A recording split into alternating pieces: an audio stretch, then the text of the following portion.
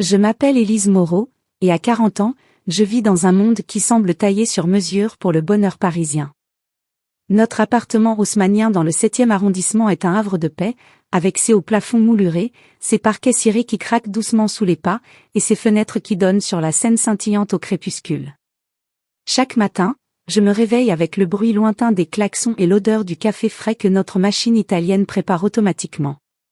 C'est une routine confortable, presque idyllique, que j'ai construite au fil des ans avec Antoine, mon mari depuis 15 années. Professionnellement, je suis conservatrice d'art au musée d'Orsay, un rôle qui me passionne depuis que j'ai terminé mes études à l'école du Louvre. Mes journées sont rythmées par la contemplation de chefs-d'œuvre, les nymphéas de Monet qui dansent sous la lumière filtrée, les danseuses de Degas figées dans leur grâce éternelle, ou les portraits introspectifs de Van Gogh qui me murmurent des secrets d'un autre siècle. Je passe des heures à restaurer, à cataloguer, à préparer des expositions qui attirent des milliers de visiteurs. C'est un métier qui demande une précision chirurgicale et une sensibilité profonde, et j'y excelle. Mes collègues m'appellent l'œil infaillible, car je repère les faux d'un simple regard, et mes conférences sur l'impressionnisme attirent toujours une foule enthousiaste. Récemment, j'ai même été invitée à un symposium international à Florence, où j'ai présenté une thèse sur l'influence de la lumière parisienne sur les artistes du XIXe siècle. C'était un triomphe discret, mais Antoine n'a pas semblé s'en réjouir autant que moi. Antoine, lui, est un galeriste influent, un homme charismatique qui navigue dans les eaux troubles du marché de l'art contemporain avec une assurance qui frise l'arrogance. Sa galerie, située rue de Seine, dans le quartier Saint-Germain-des-Prés, est un lieu prisé par l'élite parisienne, collectionneur richissime, célébrité en quête de pièces uniques, et critique d'art qui dicte les tendances. Il organise des vernissages somptueux, où le champagne coule à flot et où les conversations tournent autour de millions d'euros. Antoine est ambitieux, toujours en mouvement, avec son costume sur mesure et son sourire conquérant qui fait fondre les résistances. Quand nous nous sommes rencontrés, à une exposition de street art il y a 16 ans, c'était son énergie qui m'avait séduite. Il m'avait dit, « Toi, Élise, tu es comme un tableau de maître, intemporelle et captivante. » Ces mots me font encore sourire, même si leur écho s'est affaibli avec le temps. Notre vie familiale paraît tout aussi parfaite. Nous avons une fille, Sophie, 12 ans, une petite tornade aux cheveux châtains et aux yeux verts hérités de son père. Elle étudie au lycée Henri IV, l'un des plus prestigieux de Paris, où elle excelle en littérature et en dessin. Les week-ends, nous partons souvent en Normandie, dans notre maison de campagne près de Deauville. Là-bas, nous marchons sur la plage, ramassons des coquillages, et Antoine fait griller des poissons frais sur le barbecue pendant que Sophie et moi peignons des aquarelles inspirées par la mer. Les dîners chez des amis artistes sont des rituels, des soirées animées où l'on débat de Pollock versus Rothko, où le vin rouge de Bordeaux réchauffe les cœurs, et où les rires fusent jusqu'au petit matin. Sophie adore ces moments, elle s'assoit sur les genoux de son père et écoute ses anecdotes sur des artistes excentriques. Pourtant, sous cette façade de normalité, une tension sournoise commence à s'installer, comme une ombre qui s'allonge au coucher du soleil. Cela a débuté subtilement, il y a quelques mois. Antoine rentre de plus en plus tard, prétextant des vernissages interminables ou des négociations avec des artistes capricieux. Le marché est féroce en ce moment, chérie, me dit-il en déposant un baiser distrait sur mon front. Ces compliments, autrefois si généreux, se font rares. Au lieu de cela, il critique subtilement mes choix. Cette robe te donne un air trop sage, Élise. Tu devrais oser plus de couleurs vives. Ou encore, lors de nos discussions sur l'art, tes idées sur l'impressionnisme sont charmantes, mais l'art contemporain doit choquer, pas apaiser. Tu es trop classique pour comprendre. Je souris, attribuant cela à la fatigue accumulée par ces longues journées. Après tout, il travaille dur pour nous offrir cette vie. Mais les signes s'accumulent, comme des gouttes d'eau qui finissent par former une flaque. Un soir, lors d'un dîner familial simple juste nous trois autour de la table en chêne massif, je parle avec enthousiasme d'une nouvelle acquisition pour le musée, un dessin préparatoire de Monet que j'ai authentifié moi-même. Sophie m'écoute, fascinée, ses yeux brillants. C'est comme une fenêtre sur le passé, maman, s'exclame-t-elle. Antoine, cependant, m'interrompt abruptement pour vanter une nouvelle collaboratrice, une galeriste nommée Viviane. Elle a un flair incroyable, cette femme. Hier, elle a vendu une installation de Banksy pour 1 million d'euros.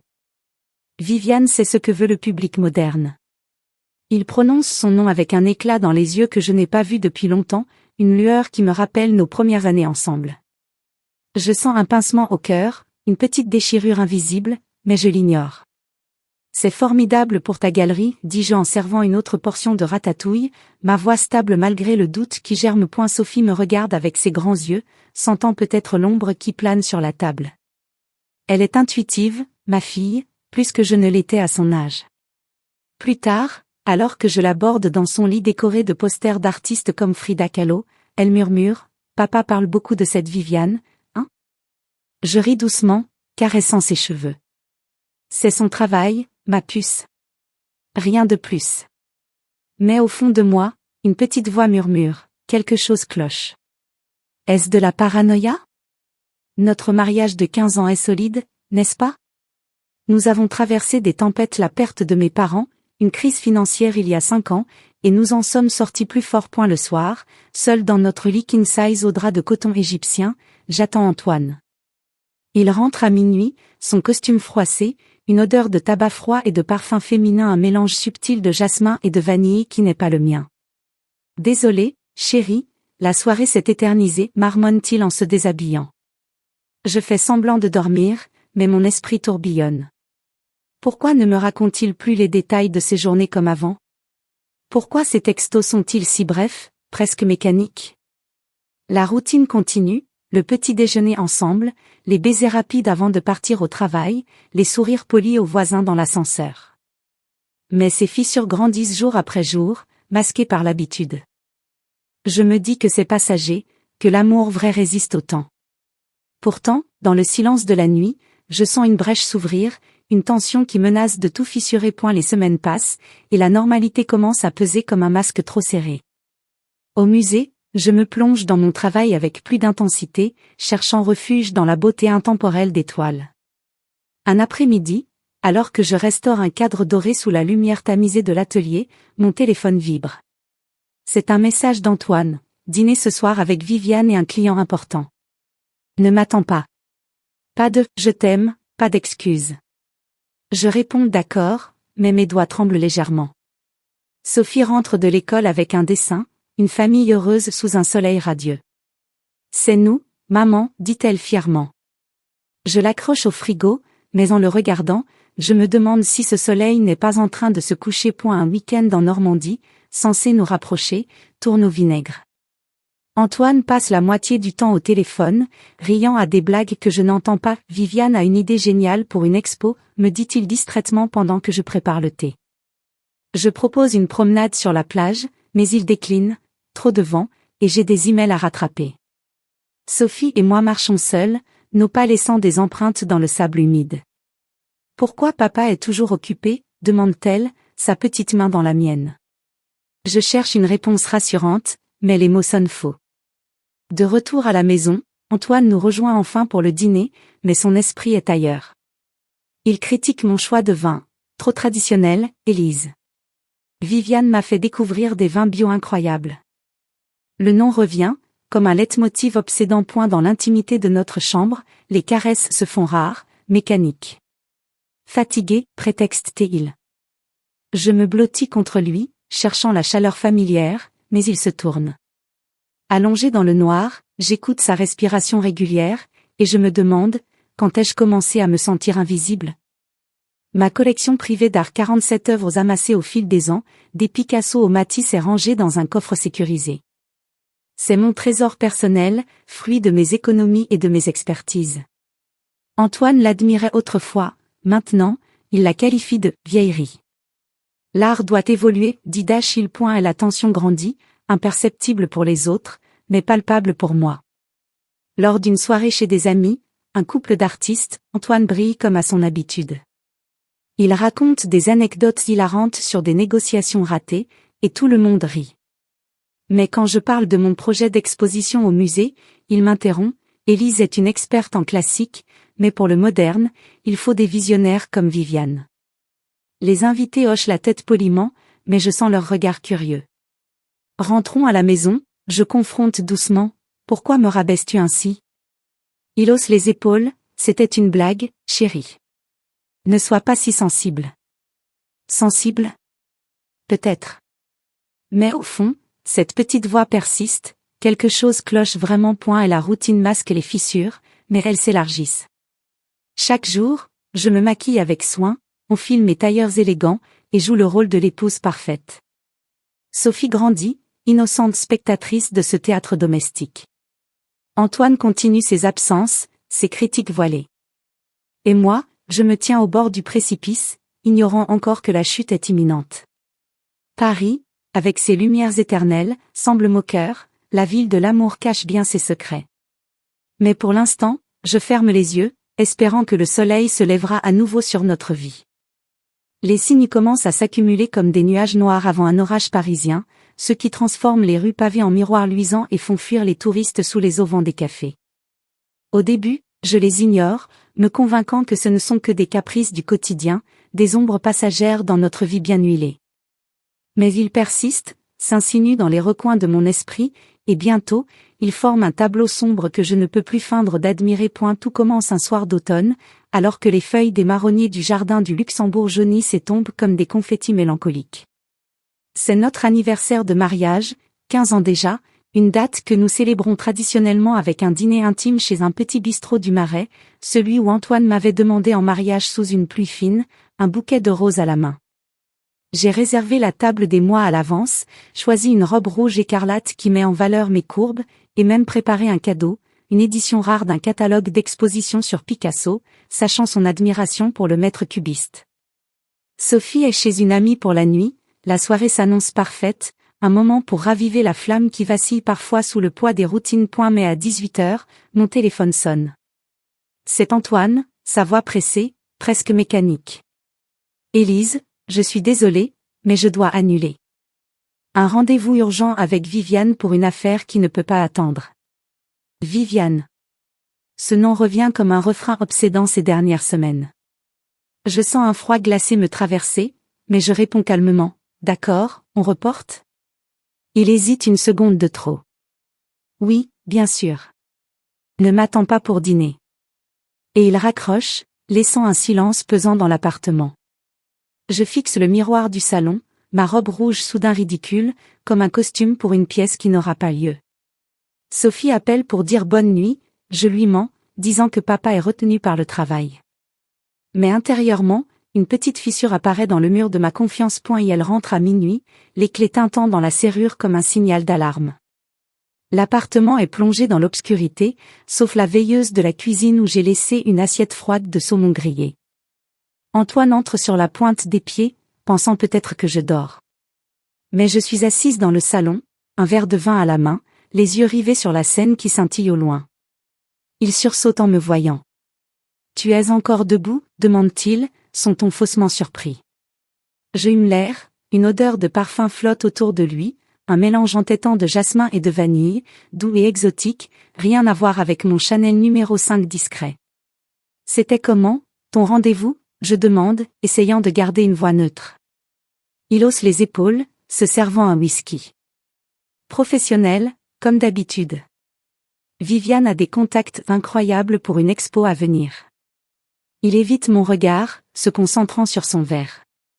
Je n'insiste pas, mais le doute s'installe, comme une tache d'encre sur une toile blanche. Les jours suivants, son téléphone devient un ennemi silencieux. Il vibre constamment, des notifications qui le font sourire en coin quand il pense que je ne regarde pas. Un matin, au petit déjeuner, alors que Sophie dévore ses tartines beurrées, l'appareil sonne pour la énième fois. Antoine le saisit vivement, le cachant sous la table comme un secret honteux. « C'est qui ?» je demande innocemment, versant du café.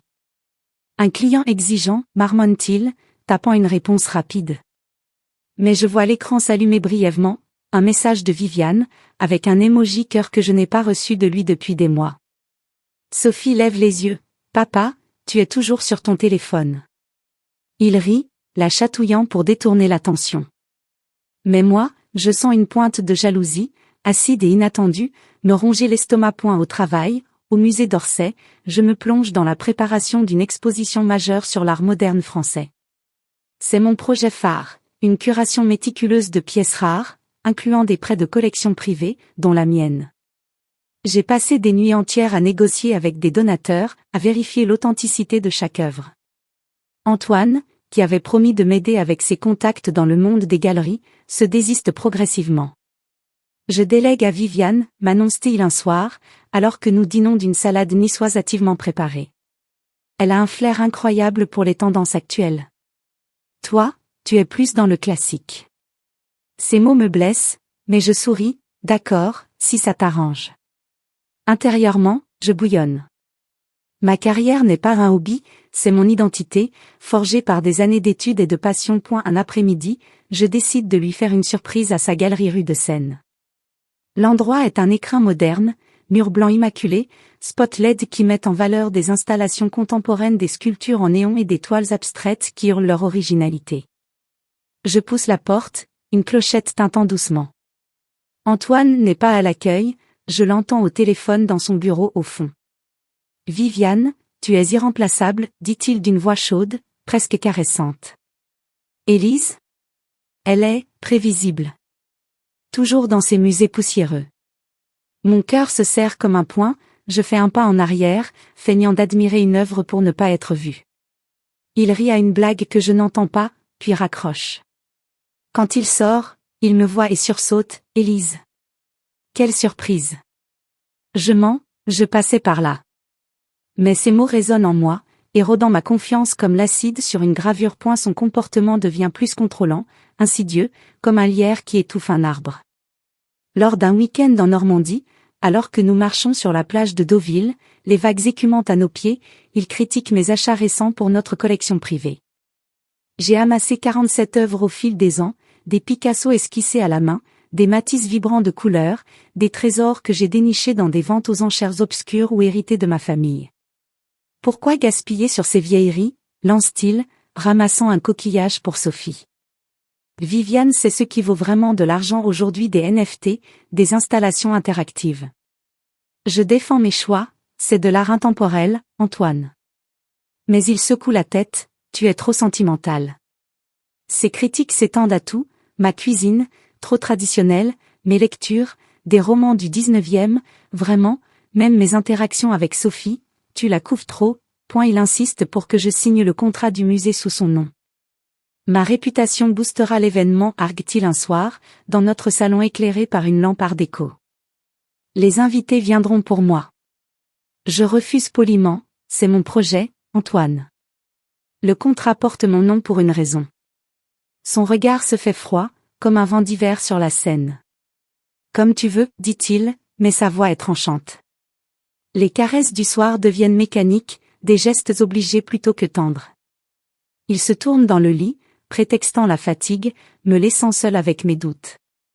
Je me sens diminuée, comme si mon identité s'effaçait pixel par pixel, remplacée par l'ombre de Viviane. Sophie le remarque, ma petite intuitive. Un soir, alors que je l'aide avec ses devoirs de maths sur la table de la salle à manger, elle pose son crayon. Papa est bizarre, maman. Il est toujours fâché. Je la serre dans mes bras, sentant son cœur battre contre le mien. C'est le travail, ma chérie. Ça passera. Mais elle fronce les sourcils, il parle tout le temps de Viviane. C'est qui? Je bredouille une explication, une collègue. Intérieurement, la trahison germe, subtile et insidieuse, comme une racine qui creuse sous la surface. Ce n'est plus de la jalousie, c'est une prise de conscience naissante que quelque chose se brise. Les nuits deviennent agitées. Je me réveille en sueur, rêvant de toiles déchirées, de couleurs qui fuient. Antoine dort paisiblement à côté, inconscient de la tempête qui couve. Au musée, je me concentre sur l'exposition, sélectionnant chaque pièce avec une précision obsessionnelle. Mais même là, son influence s'infiltre, il envoie Viviane pour vérifier mes choix. Elle arrive un jour, perchée sur des talons aiguilles, son parfum jasmin vanille envahissant l'air. Antoine m'a dit que vous aviez besoin d'un œil frais, dit-elle avec un sourire faux. Je serre les dents, merci, mais je gère. Elle repart, mais laisse derrière elle un doute supplémentaire. Et la tension monte crescendo, comme une symphonie de malheur qui s'emballe. Un dîner avec des amis tourne au vinaigre quand Antoine monopolise la conversation sur Viviane, elle a révolutionné ma galerie. Les invités hochent la tête, mais je sens leur regard pitoyant. Rentrons, je confronte, pourquoi la mets-tu toujours en avant? Il hausse les épaules, c'est professionnel. Mais ses yeux évitent les miens. La trahison n'est plus un signe, c'est un pattern, un motif récurrent qui tisse une toile d'araignée autour de mon cœur. Pourtant, je résiste. Je refuse de céder à la paranoïa, me raccrochant à nos souvenirs, notre voyage de noces à Venise, les naissances de Sophie, les rires partagés. Mais les signes s'accumulent, inexorables. Son téléphone caché, ses absences prolongées, ses critiques voilées, tout pointe vers une vérité que je refuse encore d'affronter. La collection privée reste mon sanctuaire, ces 47 œuvres qui me rappellent qui je suis, une femme forte, une experte. Antoine l'ignore, mais elles sont mon armure secrète. La trahison germe, mais avec elle, une graine de révolte. L'orage approche, et je sens les premières gouttes. Le grand soir arrive enfin, ce soir que j'attendais avec une excitation mêlée d'appréhension depuis des mois. L'inauguration de l'exposition au musée d'Orsay, un événement que j'ai orchestré dans les moindres détails, comme une symphonie où chaque note, chaque tableau, chaque sculpture trouve sa place parfaite.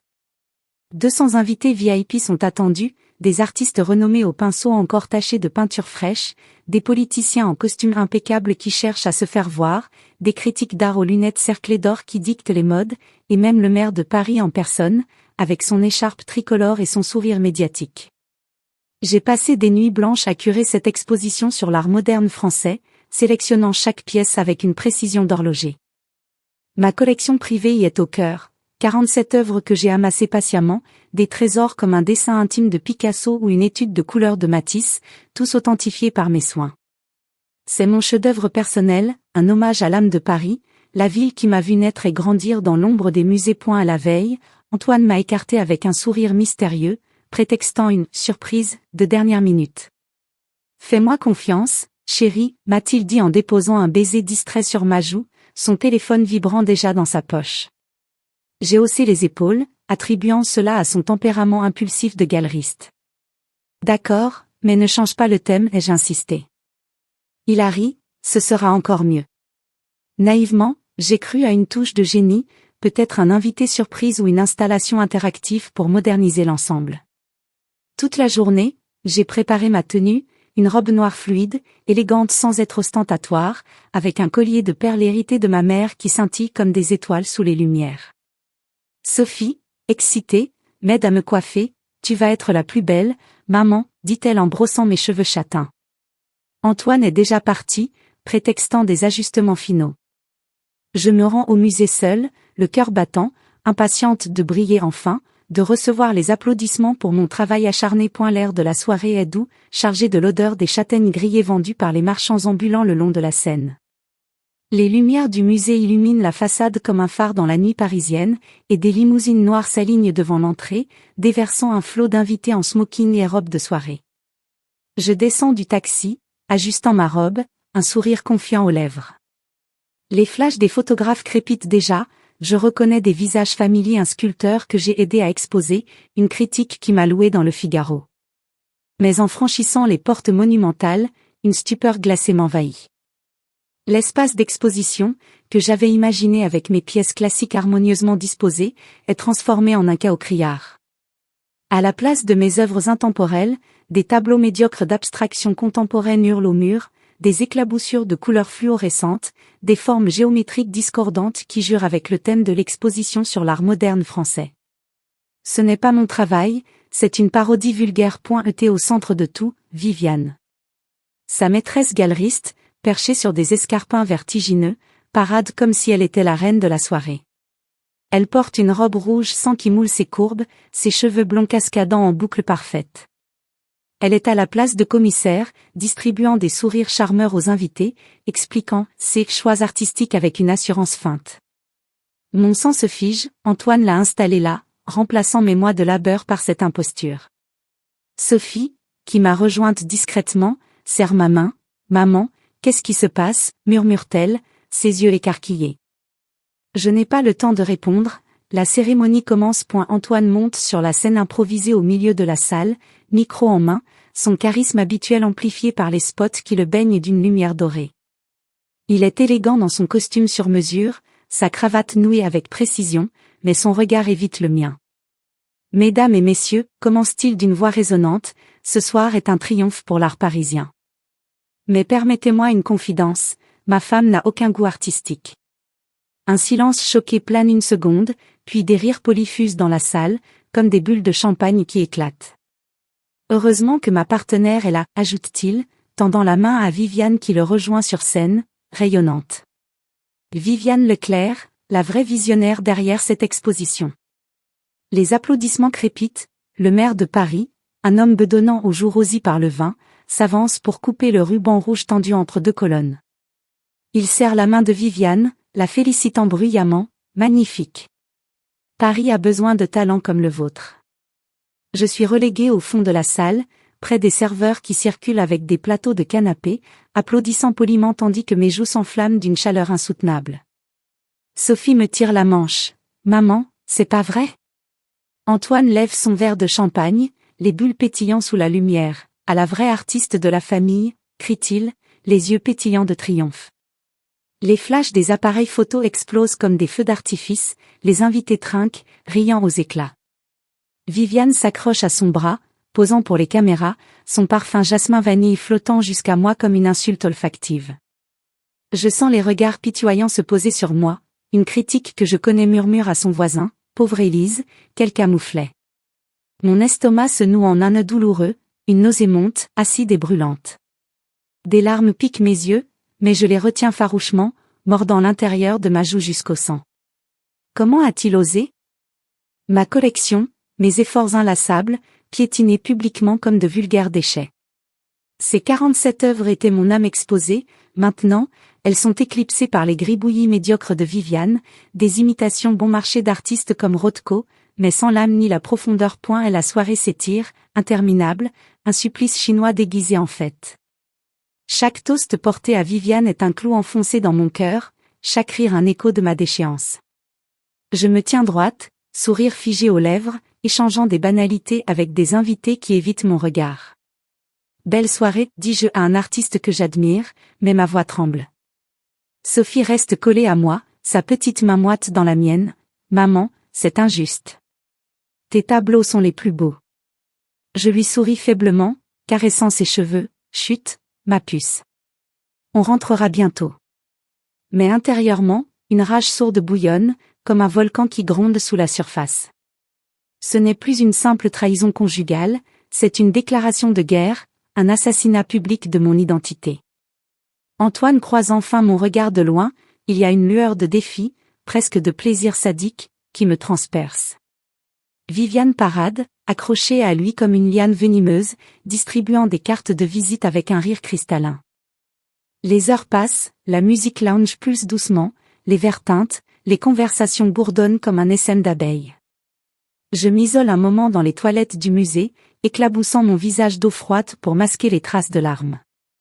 Dans le miroir, je vois une femme brisée, les yeux rougis, le maquillage légèrement coulé, mais sous la douleur, une étincelle naît. Une révolte primitive, une force que je ne soupçonnais pas. De retour dans la salle, je endure les derniers toasts, les adieux polis. Antoine ne m'approche pas, il est trop occupé à charmer le maire, promettant des collaborations futures. Sophie et moi quittons discrètement, élant un taxi sous une pluie fine qui lave les rues de Paris. Dans la voiture, les lumières de la ville défilent comme des fantômes, Sophie s'endort sur mon épaule. Je rentre seule, brisée en 1000 morceaux, mais dans l'ombre de cette douleur abyssale, l'étincelle de révolte grandit, promettant une renaissance. Ce soir n'est pas la fin, c'est le début de ma contre-attaque. Les jours qui suivent l'inauguration sont un brouillard épais, un cauchemar dont je n'arrive pas à m'extirper. Je me réveille chaque matin avec le goût amer de l'humiliation sur la langue, comme si j'avais bu une coupe de poison la veille. Les images de la soirée tournent en boucle dans ma tête, le sourire triomphant d'Antoine, le rire poli des invités, le maire coupant le ruban pour Viviane, et moi, au fond de la salle, applaudissant comme une idiote pendant qu'on piétinait tout ce que j'avais construit. Mon téléphone vibre sans cesse, des messages de collègues, d'amis, de connaissances qui ont vu les photos dans les journaux culturels. Quelle soirée spectaculaire, écrit l'un. Viviane Leclerc, une révélation, ajoute un autre. Et sous les articles en ligne, les commentaires, le coup d'éclat d'Antoine Moreau et de sa partenaire, enfin un vent de modernité au musée. Mon nom n'apparaît presque nulle part, ou alors comme une note en bas de page, l'épouse du galeriste. Je ferme l'écran, les mains tremblantes, et je pleure en silence dans la salle de bain pour que Sophie ne m'entende pas. Musée, l'atmosphère est étouffante. Les collègues me regardent avec une pitié mal dissimulée, comme si j'étais une œuvre endommagée qu'on hésite à exposer. Ma supérieure, Claire, m'appelle dans son bureau vitré qui donne sur la Seine grise de décembre. « Élise, c'était inattendu », dit-elle en choisissant ses mots avec précaution. Les retours sont excellents, mais on parle plus de Viviane Leclerc que de la curation initiale. Je hoche la tête, la gorge serrée. C'est Antoine qui a tout organisé à la dernière minute, murmurai-je. Elle fronce les sourcils. Tu sais, Élise, ton travail était impeccable. Ne laisse pas ça te diminuer. Mais c'est déjà fait. Ma réputation, que j'ai bâtie pierre par pierre pendant 20 ans, est entachée. On me voit désormais comme la femme effacée derrière le grand galeriste, celle qui n'a aucun goût artistique, point à la maison. Antoine agit comme si rien ne s'était passé. Il rentre tard, sifflotant, un bouquet de roses à la main qu'il dépose sur la table sans un mot d'excuse. Belle soirée, non, lance-t-il en se servant un verre de vin. Je le fixe, incrédule. Belle soirée? Tu m'as humilié devant tout Paris. Il hausse les épaules, un sourire en coin. C'était pour le bien de l'exposition, Élise. Il fallait choquer, moderniser. Tes choix étaient trop classiques. Ces mots me frappent comme des gifles. Je veux hurler, mais Sophie est dans sa chambre, et je refuse qu'elle entende ça.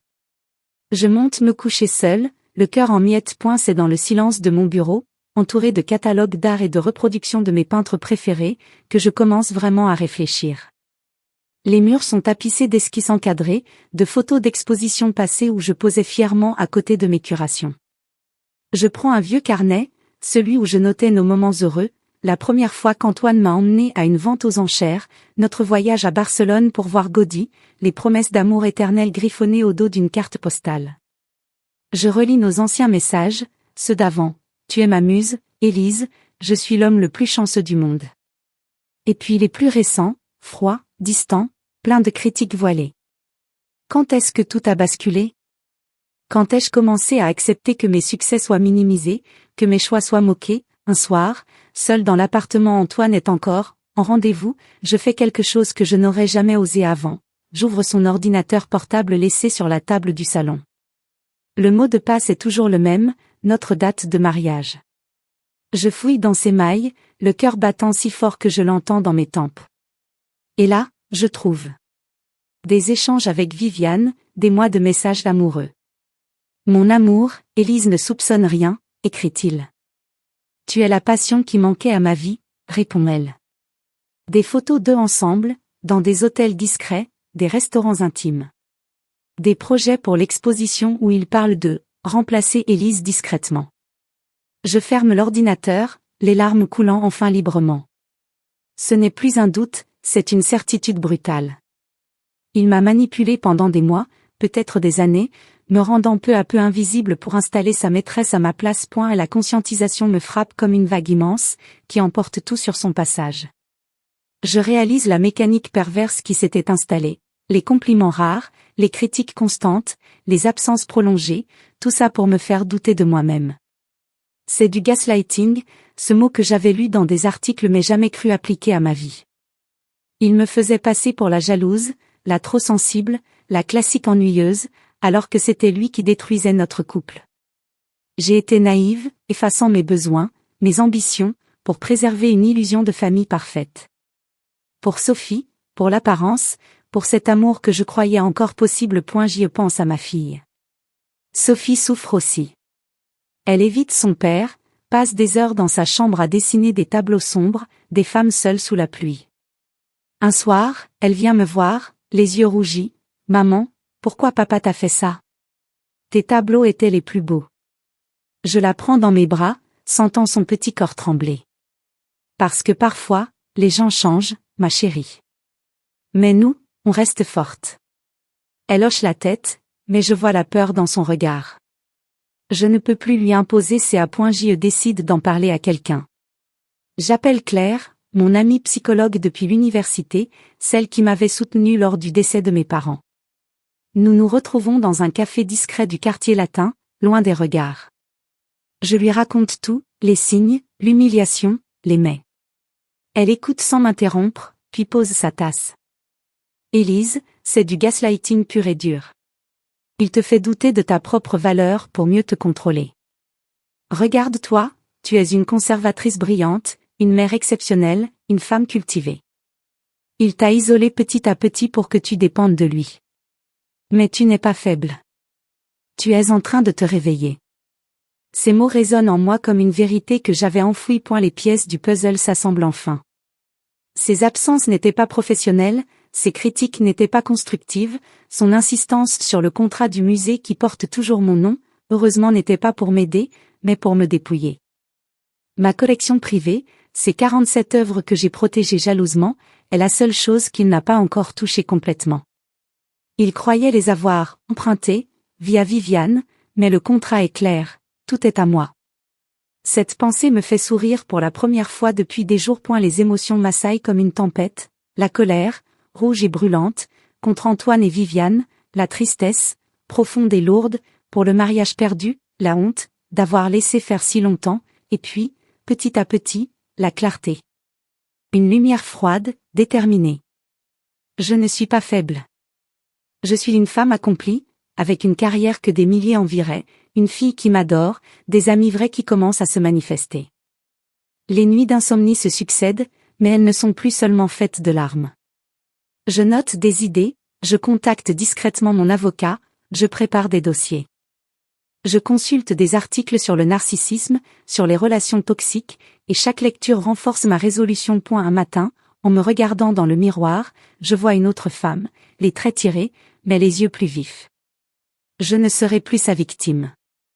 L'humiliation publique a été le coup de grâce, mais aussi le déclencheur. Pour la première fois, j'envisage vraiment la liberté, un appartement plus petit peut-être, une vie sans mensonge, une carrière où mon nom brillera seul. Sophie mérite une mère forte, pas une ombre. Et moi, je mérite de revivre. Des nuits entières, je marche dans l'appartement silencieux, touchant les murs comme pour dire au revoir à cette vie factice. Je regarde les photos de famille, et je comprends, l'amour véritable ne détruit pas, il élève. Antoine m'a abaissé pour se sentir plus grand. Mais je ne tomberai plus. Une détermination grandit en moi, solide comme le marbre des statues du Louvre. Je ne sais pas encore exactement comment, mais je sais que je vais agir. L'heure de la revanche approche, silencieuse, calculée, inexorable. Je ne suis plus la femme du fond de la salle qui applaudit poliment. Je suis Élise Moreau, et je reprends ce qui m'appartient. La tension atteint son paroxysme un soir de janvier, alors que Paris est enveloppé d'un froid mordant qui transforme la scène en un ruban d'acier sombre. L'exposition bat encore son plein au musée, attirant toujours plus de visiteurs séduits par le battage médiatique autour de Viviane et d'Antoine. Les articles continuent de pleuvoir, un vent de renouveau sur l'art moderne, le duo Moreau-Leclerc révolutionne la scène parisienne. Chaque mot est une aiguille plantée dans ma chair, mais je ne pleure plus. La douleur s'est muée en une fureur froide, précise, calculée.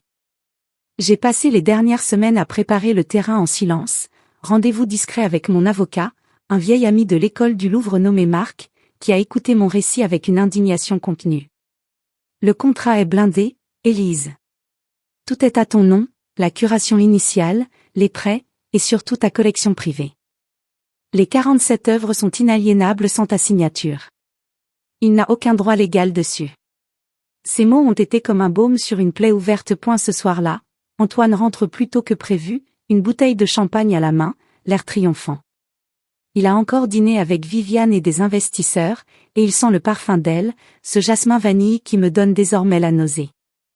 Sophie est dans sa chambre, écouteurs sur les oreilles, dessinant pour échapper à l'atmosphère étouffante de l'appartement. Antoine s'affale dans le canapé du salon, débouchant la bouteille avec un pop retentissant. À notre succès, chérie, lance-t-il en levant une flûte vers moi. Je reste debout près de la cheminée, les bras croisés. Il continue, inconscient de l'orage qui gronde, Viviane est une génie. Elle est vivante, passionnée, elle. Pas comme toi, coincée dans tes musées poussiéreux avec tes vieilleries impressionnistes. Ces mots tombent comme des pierres dans le silence. Il rit, se servant une deuxième coupe, les yeux brillants d'alcool et d'arrogance. Quelque chose se brise en moi, mais pas comme avant. Ce n'est pas de la fragilité, c'est une chaîne qui cède. Assez, je crie enfin, ma voix résonnant contre les hauts plafonds haussmanniens comme un coup de tonnerre. Antoine sursaute, la flûte à mi-chemin de ses lèvres. Assez de tes mensonges, de tes humiliations, de ta maîtresse que tu mets sur un piédestal pendant que tu me piétines. Les mots sortent comme un torrent longtemps retenu. Je lui jette à la figure tout ce que j'ai découvert, les mets, les photos, les mois de trahison. Il blêmit, essaie de nier, puis passe à l'attaque. Tu es paranoïaque, Élise. C'est professionnel. Mais sa voix tremble. Sophie, alertée par les cris, entr'ouvre sa porte et écoute, cachée dans l'ombre du couloir.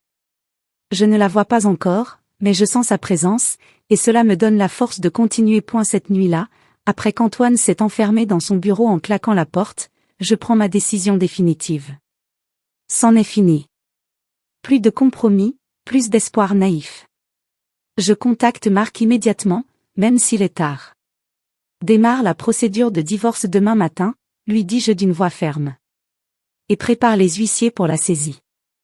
Je veux récupérer mes œuvres avant la clôture officielle. Il hésite une seconde. Tu es sûre, Élise? C'est irréversible. Je regarde par la fenêtre les lumières de Paris qui scintillent comme des milliers d'étoiles indifférentes. Plus sûr que je ne l'ai jamais été. Le point de rupture arrive le soir de la clôture de l'exposition, une semaine plus tard.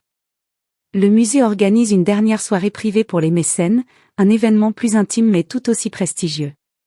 Antoine et Viviane y brillent, recevant les félicitations des derniers invités. Je ne suis pas censée être là. Antoine m'a déconseillé de venir, prétextant que ce serait gênant après tout. Mais j'arrive discrètement, vêtue d'une robe grise anthracite sobre, presque funèbre, les cheveux tirés en un chignon sévère. Sophie est restée chez une amie, je ne veux pas qu'elle assiste à cela. Marc m'a confirmé l'heure exacte, minuit, quand la plupart des invités seront partis et que les équipes de sécurité seront moins vigilantes. Je me fonds dans l'ombre des couloirs du musée, observant de loin. Antoine lève encore son verre, entouré d'un cercle admiratif.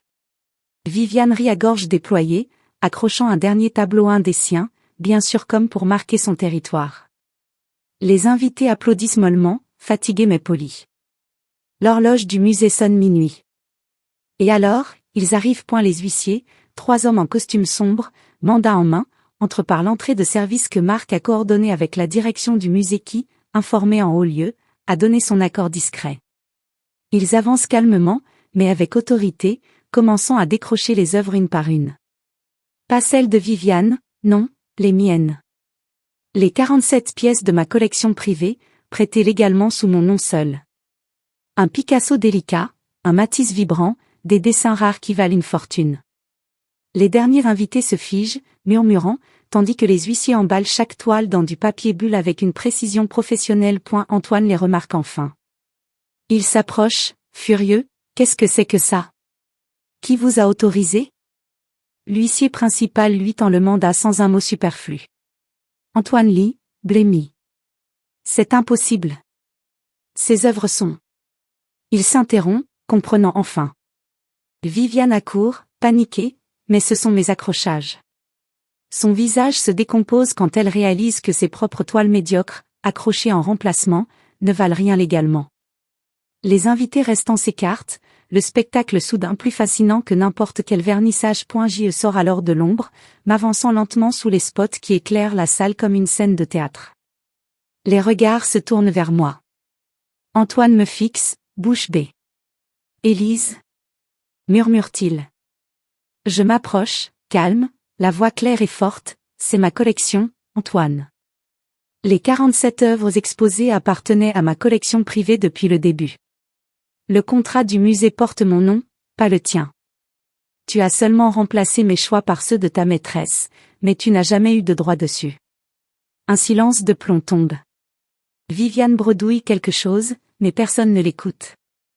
Les huissiers continuent leur travail, décrochant une dernière toile avec un bruit sec qui résonne comme un verdict. Je regarde Antoine droit dans les yeux.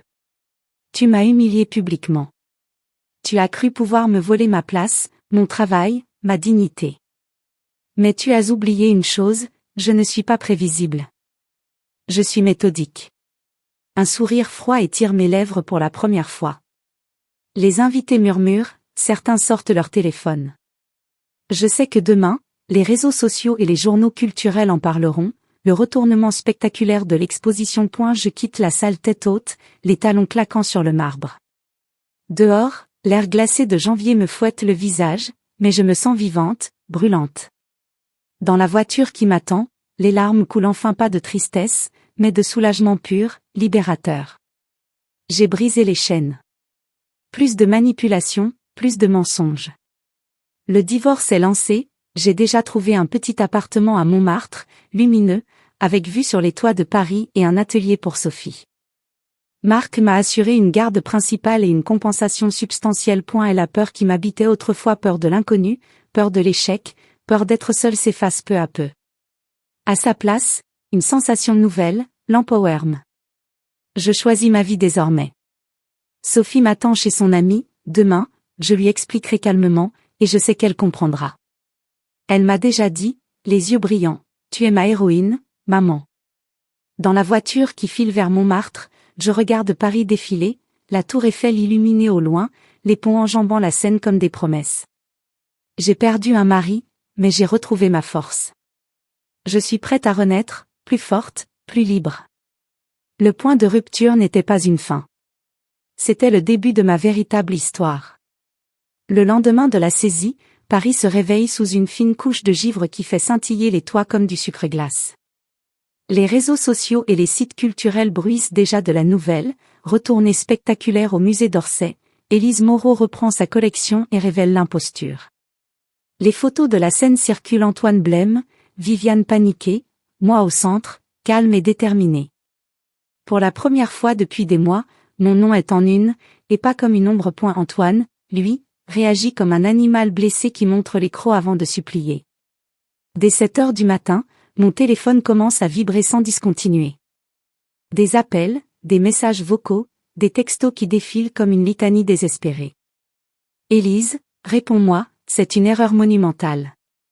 Comment as-tu pu faire ça devant tout le monde?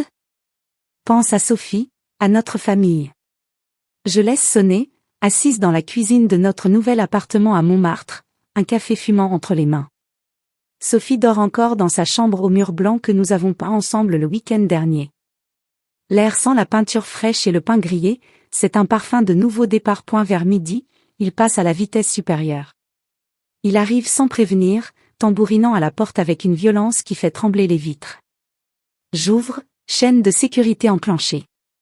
Il est là, les yeux injectés de sang, les cheveux en bataille, un bouquet de lys blanc à la main, mes fleurs préférées autrefois. Élise, laisse-moi entrer. On doit parler. Sa voix oscille entre colère et supplication. Je reste calme. Non, Antoine. Tout a été dit. Il essaie la carte émotionnelle, c'était une erreur, Viviane m'a manipulé. Elle m'a fait croire que c'était pour notre bien à tous. Je t'aime encore, tu le sais. Mensonges éhontés. Je connais la vérité par cœur maintenant, les mais, les rendez-vous, les mois de planification pour me remplacer. Je ferme la porte doucement, mais fermement. Il crie dans le couloir, tu vas détruire notre fille pour une vengeance mesquine? Sophie, réveillée par le bruit, vient se blottir contre moi. Elle a entendu. Ses yeux sont pleins de larmes contenues, mais elle secoue la tête quand je lui demande si elle veut lui parler. Non, maman. Il nous a fait trop mal. Ces mots, sortis de la bouche de ma fille de 12 ans, me transpercent plus sûrement qu'une lame. Antoine perd déjà la garde, elle le refuse d'elle-même. Les jours suivants, il passe à l'offensive publique. Des rumeurs circulent dans les cercles artistiques, des messages anonymes sur les groupes WhatsApp des galeries, des posts subtils sur Instagram où il se pose en victime d'une épouse jalouse et instable. Certaines personnes ne supportent pas le succès des autres, écrit-il en story, avec une photo sombre de lui seul dans sa galerie vide. Des amis communs m'appellent, gênés, Élise, il dit que tu as tout manigancé par orgueil. Je ris, un rire froid et libérateur. Les preuves sont accablantes, les mets imprimés, les témoins de l'humiliation publique, le contrat du musée. Marc, mon avocat, les compile avec une efficacité redoutable. À eu tribunal, lors de la première audience préliminaire, son avocat tente de plaider le malentendu conjugal. Antoine est là, costume impeccable mais regard fuyant. Il essaie de me toucher la main dans le couloir, je recule comme si c'était du feu. Élise, on peut encore arranger ça. Reviens. Sa voix est basse, presque intime, comme autrefois quand il me murmurait des promesses. Pendant une fraction de seconde, je sens la tentation 15 ans de souvenirs, les bons moments, les rires, les voyages. Mais je me souviens aussi des nuits seules, des critiques, de l'humiliation devant 200 personnes. Non, Antoine. Tu m'as perdu le jour où tu as levé ton verre à la vraie artiste de la famille. Il pâlit. Je me fortifie, chaque tentative de manipulation renforce ma détermination comme de l'acier trempé. Un soir, il surgit à l'improviste devant l'école de Sophie. Je l'aperçois de loin, attendant près du portail. Mon cœur s'emballe, je cours presque. Il s'approche d'elle avec un sourire forcé, un cadeau à la main, un chevalet de peinture neuf. Sophie se fige, puis se cache derrière moi quand j'arrive. Papa, va-t'en, murmure-t-elle. Il essaie la culpabilisation devant elle, tu vois ce que ta mère me fait? Elle détruit notre famille par orgueil. Sophie lève les yeux vers moi, puis vers lui, et dit d'une voix claire, non, papa. C'est toi qui nous as détruites. Elle me prend la main et nous partons. Dans le métro, elle pose sa tête sur mon épaule, maman, tu es forte. Je suis fière de toi. Ces mots valent plus que n'importe quelle victoire judiciaire. Professionnellement, les choses basculent en ma faveur. Les collègues du musée, d'abord hésitants, applaudissent ma résilience. Claire, ma supérieure, m'appelle dans son bureau, Élise, ton travail sur cette exposition était brillant dès le départ. On veut te promouvoir directrice adjointe. Et ta collection, on aimerait l'exposer correctement, sous ton nom seul. Je accepte, les larmes aux yeux pour la première fois de joie. Antoine, lui, perd des clients à la chaîne. Sa galerie rue de Seine, autrefois si courue, se vide.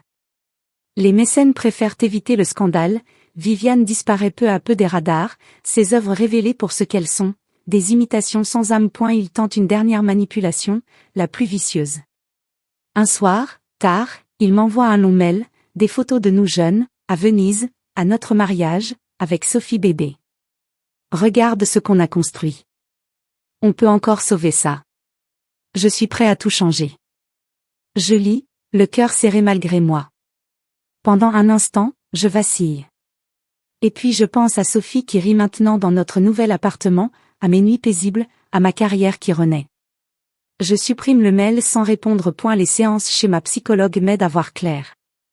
Il alterne la rage et la séduction, c'est classique, explique-t-elle. Mais tu ne retombes plus dans le piège. Tu te fortifies à chaque assaut. Elle a raison. Chaque appel ignoré, chaque rumeur démentie, chaque regard fuyant d'Antoine au tribunal me rend plus solide. Sophie fleurit, elle peint des toiles lumineuses, des femmes fortes sous des ciels bleus. Elle me dit un soir, en mangeant une crêpe dans un café de Montmartre, « Maman, on est mieux comme ça. Juste toi et moi. » Antoine perd du terrain. Sa galerie chancelle, des créanciers appellent. Viviane, dit-on, a quitté Paris pour Provence. Lors de l'audience finale pour la garde et la compensation, le juge tranche en ma faveur, garde principale pour moi, pension substantielle, et reconnaissance claire de ma propriété sur la collection. Antoine signe, les mains tremblantes. En sortant du tribunal, il tente un dernier regard suppliant. Je passe sans m'arrêter. Je ne suis plus sa marionnette. Je suis libre, inébranlable. Paris, avec ses collines de Montmartre et ses lumières qui dansent sur la Seine, est devenu mon territoire de renaissance.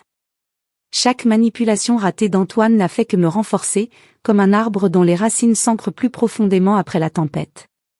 Il voulait me briser, il m'a forgé. 6 mois plus tard, le printemps enveloppe Paris d'une lumière dorée qui fait danser les reflets sur la Seine et réveille les terrasses des cafés. Je vis désormais pleinement dans notre appartement de Montmartre, un 3 pièces lumineux au dernier étage d'un immeuble ancien, avec des poutres apparentes et une petite terrasse où les géraniums que Sophie a plantés débordent déjà des balconnières. Chaque matin, je me réveille au chant des oiseaux et au bruit lointain des touristes qui montent vers le Sacré-Cœur. L'air sent le pain frais de la boulangerie du coin et la liberté. Le divorce a été prononcé il y a 2 mois. Le juge a tranché sans ambiguïté, garde principale pour moi, pension confortable, et reconnaissance totale de ma propriété sur la collection. Antoine a signé les papiers sans un mot, le visage fermé, les yeux vides de l'arrogance qu'il habitait autrefois. Depuis, il a tenté un dernier contact, un mail laconique pour l'anniversaire de Sophie, mais j'ai bloqué son numéro. Il est relégué au passé, comme une toile ratée qu'on range au fond d'un atelier. On dit que sa galerie a fermé ses portes rue de Seine, les créanciers ont tout saisi. Viviane a disparu, partie vers quelques provinces anonymes où personne ne se souvient de son quart d'heure de gloire. Paris, impitoyable, a déjà tourné la page. Ma collection, elle, a retrouvé sa place. Après la saisie spectaculaire, j'ai décidé de ne pas la laisser dormir dans un coffre. Avec l'aide du musée d'Orsay et d'un mécène touché par mon histoire, j'ai monté ma propre exposition au Louvre, oui, au Louvre même, dans une salle dédiée aux prêts exceptionnels. Intitulée « Lumière retrouvée », elle présente les 47 œuvres dans leur ordre originel, celui que j'avais imaginé avant qu'on ne me vole la vedette. Le vernissage a été un triomphe. Les critiques, autrefois si prompts à louer Viviane, ont écrit des articles dithyrambiques. Élise Moreau signe une curation d'une rare sensibilité, titrait Le Monde. Un goût impeccable qui rappelle les grands commissaires d'antan, ajoutait Libération. Pour la première fois, mon nom brille seul sous les spots, sans l'ombre d'Antoine. Professionnellement, je vole. Ma promotion comme directrice adjointe au musée d'Orsay est officielle. Je supervise désormais les grandes expositions impressionnistes et modernes, et je mentorise de jeunes curatrices qui viennent me voir avec leurs projets, les yeux brillants. Lors des réunions, ma voix porte, plus personne n'ose m'interrompre. Je voyage aussi, Florence pour un symposium, New York pour négocier un prêt de la Fondation Barnes. Chaque retour à Paris est une fête. Je me sens enfin à ma place, reconnue pour mon expertise et non comme l'épouse de. Avec Sophie, nous avons construit une vie nouvelle, douce et solide. Notre appartement est devenu un cocon créatif. Les murs sont couverts de ses dessins et de mes reproductions préférées. Nous passons nos week-ends à explorer la ville comme des touristes, promenade au Sacré-Cœur où nous nous asseyons sur les marches pour regarder le soleil se coucher sur les toits, pique-nique au jardin du Luxembourg où elle court après les voiliers miniatures pendant que je lis un roman, cours de peinture ensemble dans un atelier de la Butte Montmartre, où une vieille artiste nous apprend à mélanger les ocres et les bleus comme Renoir. Sophie rit à nouveau, d'un rire franc et léger. Elle a grandi d'un coup, ses traits s'affinent, et elle parle de ses rêves, devenir illustratrice ou conservatrice comme moi. Un soir, en mangeant des crêpes dans un petit bistrot place du Tertre, elle me prend la main, « Maman, je suis heureuse ici. » Vraiment. Ces mots valent plus que tous les succès professionnels. Les émotions, elles, ont évolué comme les saisons. La douleur aiguë des premiers mois s'est adoucie, transformée en une cicatrice discrète qui me rappelle ma force plutôt que ma souffrance. La colère contre Antoine s'est éteinte, il ne mérite plus mon énergie. À sa place, une joie profonde, tranquille, celle d'une femme qui se redécouvre. Je marche seule dans Paris, des heures entières, le long des quais de Seine où les bouquinistes étalent leurs trésors, dans les allées du cimetière du Père-Lachaise où je rends visite à la tombe d'Oscar Wilde, fleurie de baisers de rouge à lèvres, au jardin des Tuileries où je m'assois sur un banc pour regarder les enfants courir.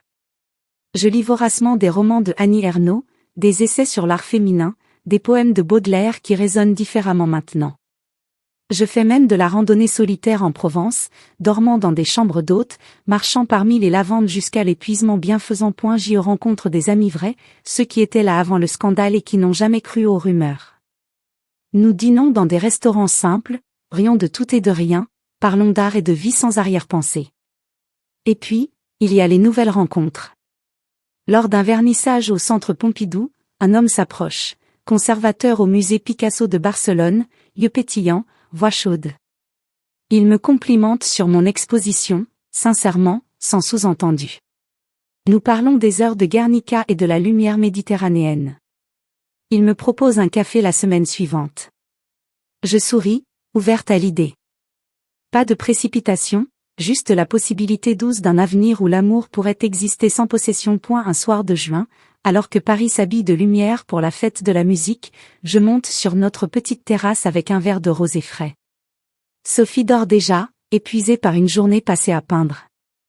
Je regarde la ville qui s'étend sous mes pieds, la tour Eiffel qui scintille, les toits bleutés, les rues animées où la musique monte comme une marée joyeuse. Je pense à la femme que j'étais il y a un an, effacée, doutant d'elle-même, applaudissant au fond d'une salle pendant qu'on me volait ma place. Et je regarde celle que je suis devenue, indépendante, forte, entière. Le dénouement est doux amer, comme un bon vin qui laisse une note persistante sur la langue. J'ai perdu un mariage, une illusion de famille parfaite, des années gaspillées à plaire à quelqu'un qui ne me méritait pas. Mais j'ai gagné bien plus, l'indépendance farouche, la certitude de ma valeur, une relation plus profonde avec ma fille, une carrière épanouie, et cette liberté nouvelle qui fait chanter mon cœur à chaque pas dans les rues de Paris. J'y élève mon verre vers le ciel étoilé, seul mais pas solitaire. À la vraie artiste de ma vie, murmurai-je avec un sourire. À moi-même. La liberté est mon plus beau chef-d'œuvre, une toile immense et lumineuse que je peins chaque jour. Paris, ma ville éternelle, résiliente et belle, est le témoin de ma renaissance. Et demain, comme chaque jour depuis 6 mois, je me réveillerai avec l'envie de vivre, pleinement, passionnément, sans chaîne.